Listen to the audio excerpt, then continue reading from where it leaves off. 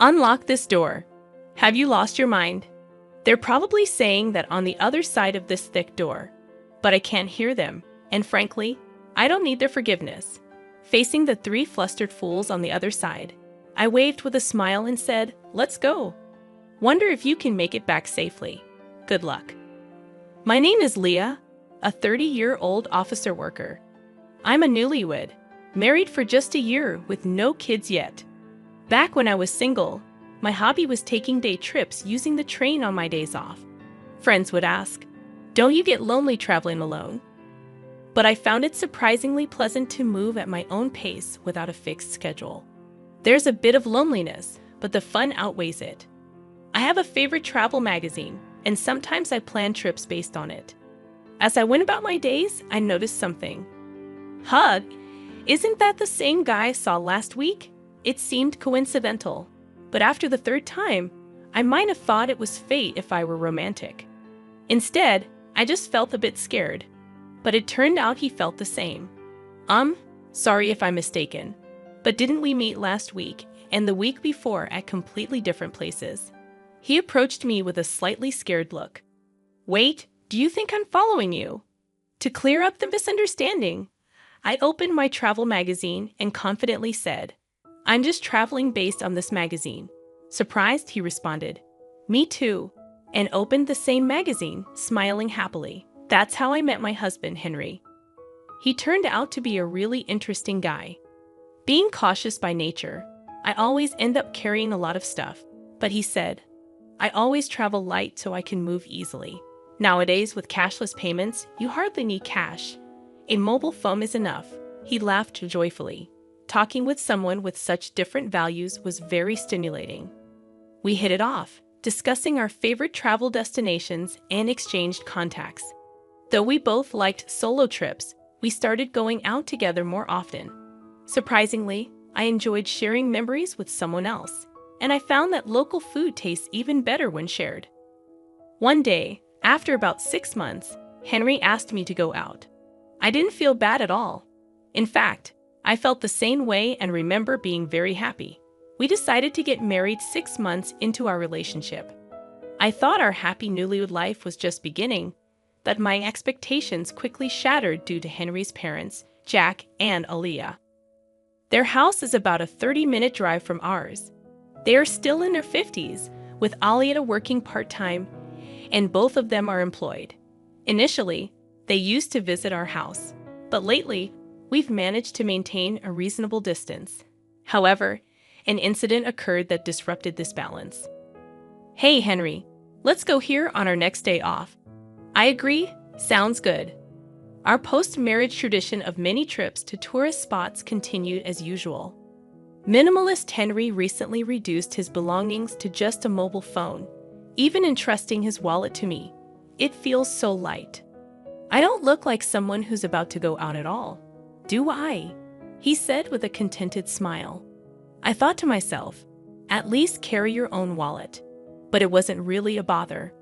It was an ordinary conversation, but that day was different. Oh, by the way, Dad and Mom's wedding anniversary is coming up soon. How about we invite my parents on our next trip? Henry's sudden suggestion made me tense up. Of course, there was a reason for that, but I couldn't just say no. So I responded, yeah, that sounds good. We haven't seen Aaliyah and Jack recently anyway. Unaware of my slightly strained face, Henry didn't notice a thing. The next day, they were really looking forward to it. When I called, he told me, I guess I have to give it my best shot. So I steeled myself. Honestly, I'm not comfortable around my parents-in-law. They're not bad people, we're just not a good fit. I'm more on the reserved side, not fond of noisy places, and this applies to people too. Talking to high-energy people can be mentally exhausting for me. Speaking of my parents-in-law, they are incredibly cheerful. When I first met them, their exuberance overwhelmed me. Nice to meet you. I'm Henry's mom, and I'm the dad. They announced loudly, like comedians, making me stiffen up involuntarily. That time, the four of us, including Henry and his parents, went out to eat, and they chose the restaurant. I wondered if it's their favorite place, but when we got there, It was an all-you-can-eat buffet. Meeting their son's girlfriend for the first time at such a casual place made me laugh. We're so nervous today. We haven't eaten anything since morning, Alia, who didn't seem nervous at all, said cheerfully to me. That's right, that's right. Plus, we have to get our money's worth. The true reason for skipping breakfast was quickly revealed by Jack. Their loud voices attracted quiet laughter from nearby tables. Embarrassed by then and wanting to go home, looking sideways, thinking Henry must feel the same, I was surprised to find he wasn't there. He had gone to get food. Not to be outdone, the parents-in-law also got up, piling their plates with food. Are they planning to hibernate after eating so much? Can I really become part of this family? I managed only a forced smile at their overwhelming presence. I barely ate that day, nervous as I was, feeling uncertain about the future with Henry. I was touched when they said at parting, "What a wonderful girlfriend Henry has. He may be awkward, but please take care of Henry from now on, Leia." I was simply happy to hear that. I loved him too, and I thought the parents-in-law weren't bad at heart. So, when he proposed a few months later, I faced no hesitation, but it turns out I'm not adept at judging people. At our wedding, the bridegroom's parents, my parents-in-law, completely disregarded the ceremony and focused solely on eating, leaving my own parents utterly disillusioned. Henry has a brother, Jonathan, who seemed to be the only sensible one. I'm sorry my parents showed such an embarrassing side. It's really shameful. Jonathan came to greet us politely. As I heard from my parents, Jonathan, who lives alone, seems to have a strained relationship with his parents. It appears the feeling is mutual, as they once complained. That boy is always so noisy with his complaints. Just the other day, he bragged about buying several eggs when it was limited to one per person. And I scolded him for it. Seemingly annoyed, he replied, "Don't you feel guilty about benefiting yourself at the expense of others?" Hearing this story, I thought to myself, isn't that a fair point? What's wrong with that, Alia? I honestly felt that way when the parents-in-law came to visit our new home. They arrived empty-handed, which wasn't a problem. But then they started rummaging through our shelves, exclaiming, "Isn't this the snack they're advertising on TV? I've been wanting to try it. Oh, and this one too." They foraged through my hidden snacks like they were on a treasure hunt. Even though I bought those snacks, Henry, without any malice, said, "If you want them, take them home. That's fine, right, Leia?" I wanted to smack him right then and there. All I could do was respond with a forced smile. I had a suspicion, but it was clear now. The parents-in-law were moochers. I want this, I want that, give me, give me. In the early days of our marriage, they came over every week, sensing an opportunity, and I was almost driven to neurosis. Hey, don't you think there's something off about Alia and Jack? They're kind of annoying. My anger exploded, and I ended up fighting with Henry. Despite how angry I was, Henry looked puzzled and said, "No, not really. Is it that strange? They've been like that since I was a kid. Don't worry about it," he said, patting my shoulder lightly, which made me furious. Are you kidding me?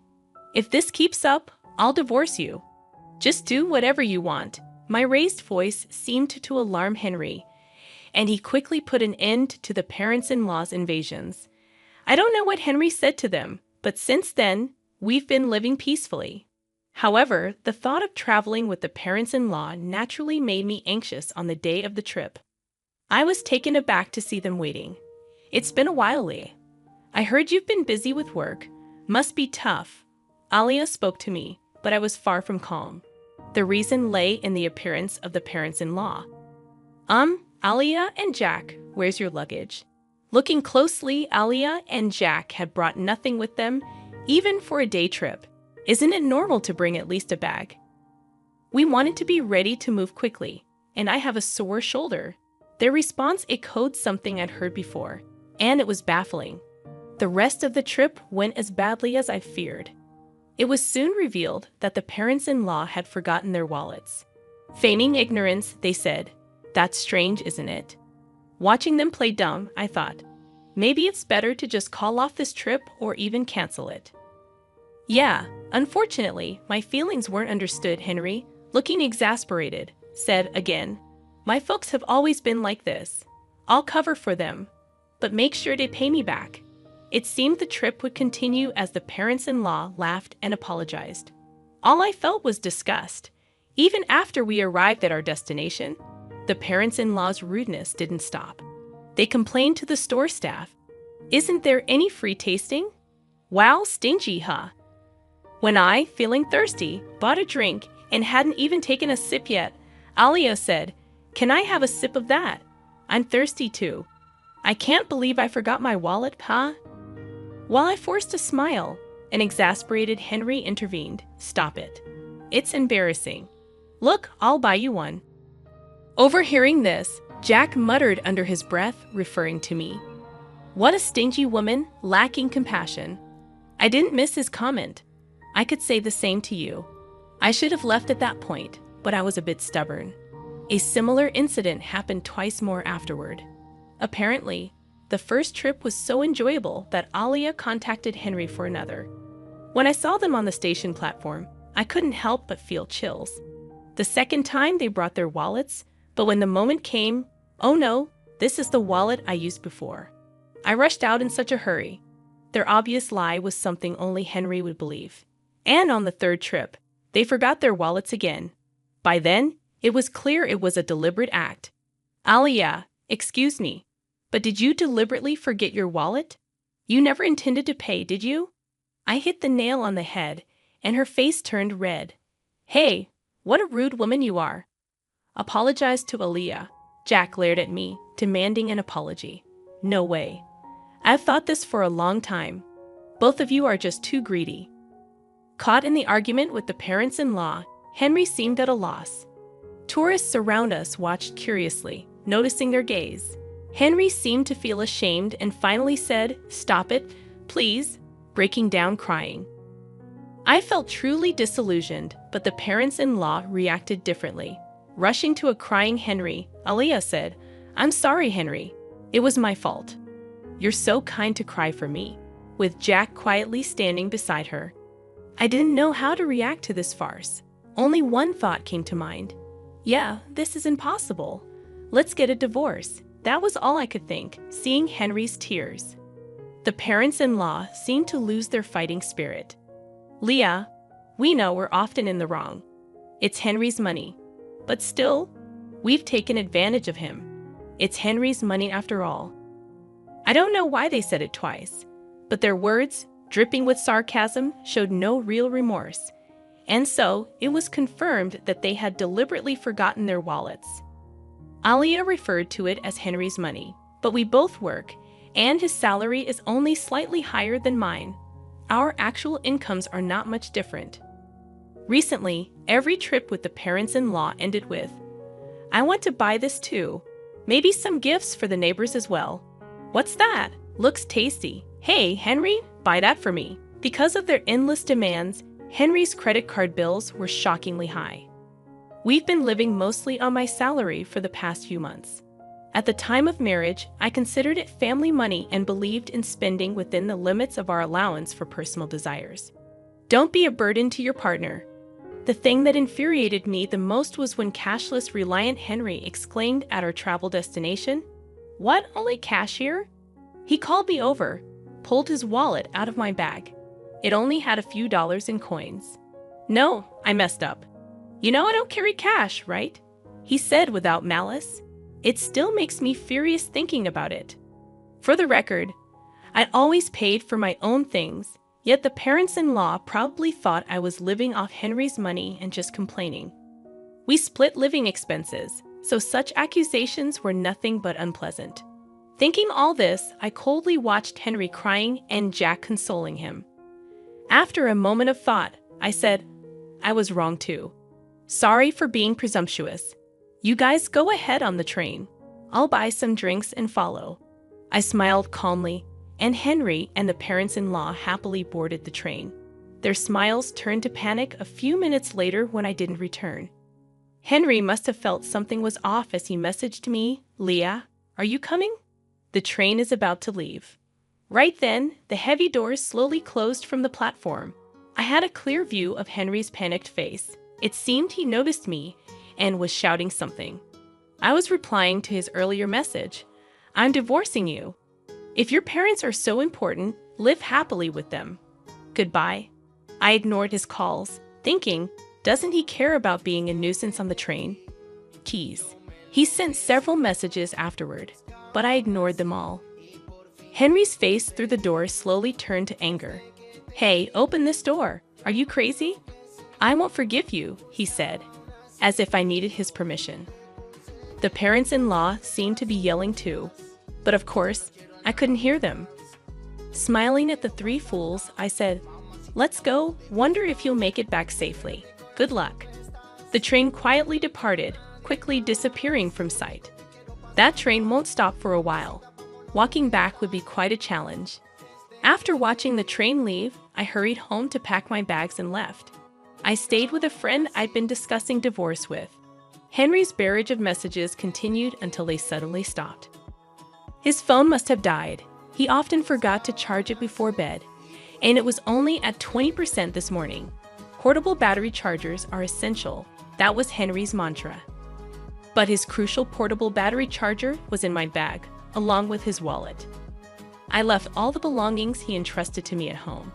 He must be panicking by now, but that's not my concern.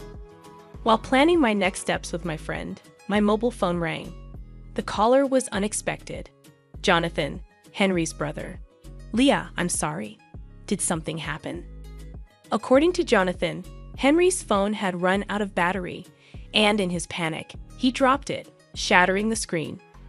Unable to reach me, the desperate parents-in-law could only think of one person to call.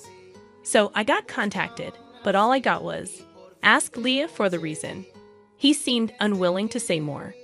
I told Jonathan everything about Henry and the parents-in-law without holding back. As I spoke, I could hear Jonathan's voice getting sharper over the phone from the other end. Leah's making a fool of us. Tell her off, Jonathan. The in-laws were loudly insisting that Jonathan, with his way with words, would outtalk me. After I finished explaining, Jonathan snapped, Hey, you scoundrel. Are you stupid? What, you scoundrel? I had heard from Aliyah that when Jonathan gets really angry, he becomes intimidating with a high-handed tone. And since Jonathan only speaks sense, Henry and the parents-in-law can't retort when he gets like that. I could hear the in-laws arguing in the background, but I quietly hung up the phone. Henry was not content with the divorce. But after I conveyed through a lawyer that I wanted to divorce without any further contact, he reluctantly agreed, accompanied by Jonathan. Later, Jonathan told me that the parents-in-law had always been terrible moochers, disliked by neighbors and even school associates. When Henry returned to the ex-in-law's house, he quickly became the talk of the neighborhood, and now all three hardly ever go out. Henry's colleagues, not knowing what to say about the quick divorce, were treating him like a delicate subject. I'm glad to cut ties with them after this incident, Jonathan told me with a laugh. The parents-in-law were known at the local supermarket for their outrageous behavior. This is expiring soon, so give me a discount. It's a little damaged, so I'll take it for free. Jonathan expressed his long-standing embarrassment and disdain for his parents' behavior. Recently, Henry has been seen joining them, reflecting their blood connection. It turned out the parents-in-law were both gambling addicts, often skimping on food expenses, which explained their constant hunger and lack of money. When asked about the reason for my divorce, I can only say it was a difference in values. If anyone can tolerate such behavior, they must be incredibly broad-minded. It was just too much for me. I've continued working and even started a side job as a web writer after my travel blog caught a publisher's attention. I still travel, combining it with writing assignments. Solo travel seems to suit me best. Last month, I earned a decent income from writing, so I'm planning to take a vacation to a resort somewhere far for relaxation. I'm still only 30 years old, life is just beginning.